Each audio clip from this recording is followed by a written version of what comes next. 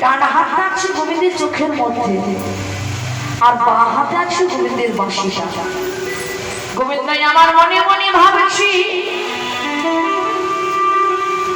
আমার ভক্তরা সবাই যখন কৃষ্ণ বলে তখন তাদের চোখে দিয়ে জল পড়ে। আজ আমি নিজে কৃষ্ণ বলে কেঁদে দেখব যে কৃষ্ণ নামের মধ্যে এমন কি জিনিস লুকিয়ে আছে। ভক্তরা কৃষ্ণ বললে তাদের চোখে দিয়ে জল পড়ে।